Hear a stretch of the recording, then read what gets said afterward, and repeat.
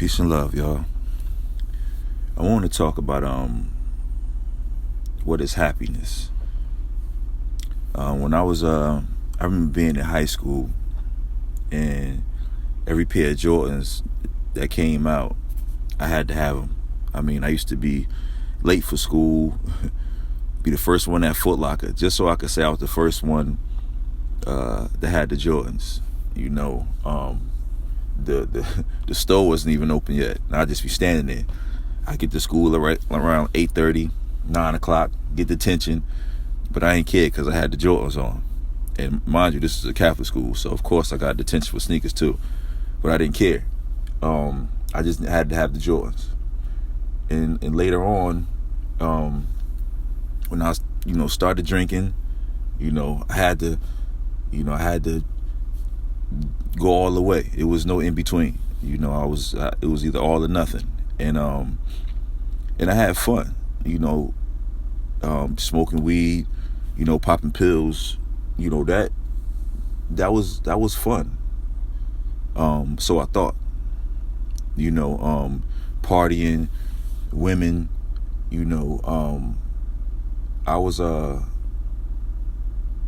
I thought I was having fun. I thought that was the true meaning of fun.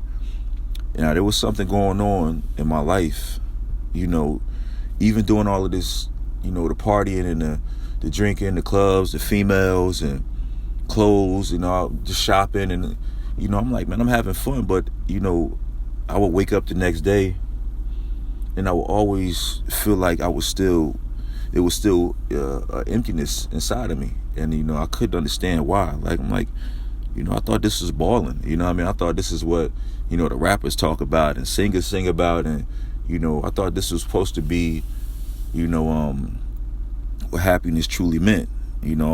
Brand new cars.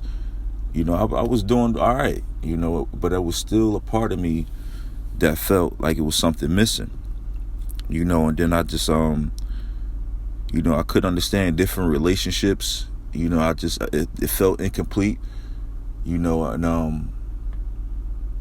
then I started, start understanding. Once I started learning myself and understanding myself, and just, figuring out what happiness truly means. And first off, true happiness starts from within, inside of us.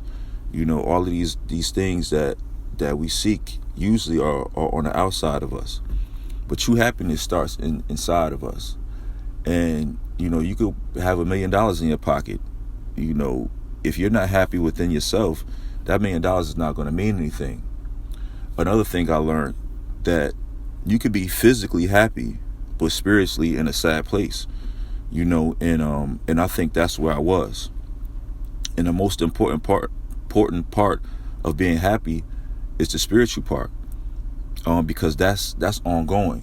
Like, the temporary happiness is short-lived. You buy a pair of sneakers, some Jordans, $200, LeBron's $250. After that first day, that initial rush, it's like, okay, they sit in your closet and you probably don't even wear them no more. Or you sleep around with different people and after it's over, it's like, man, it's like you're still incomplete. Or you have money in your pocket. All of these things is to appease the physical. And that when we live to appease the physical only, it's only temporary. We're going to always find that there's going to be some sort of incomplete feeling that you're dealing with, and that's where I was at. So it wasn't until I started really just becoming, understanding myself on a spiritual level, and started making myself spiritually happy.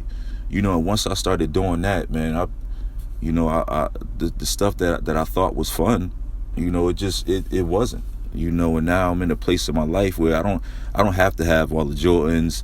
I don't have to be at every club that's popping, or be at the bar and drinking and getting high. Like, that stuff to me is not what happiness is all about.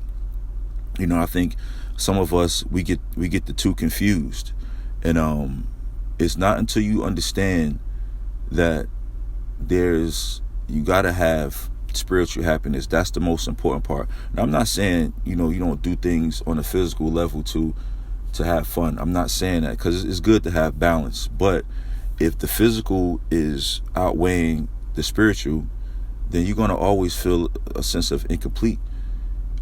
We are spiritual beings having a physical experience, not the other way around. So the things that, when we're living for the physical only, it's not going to complete us. So that's my take on happiness. And I hope we all are able to find it. But to me, it starts from a spiritual level. All right, peace and love, y'all. It's called happiness.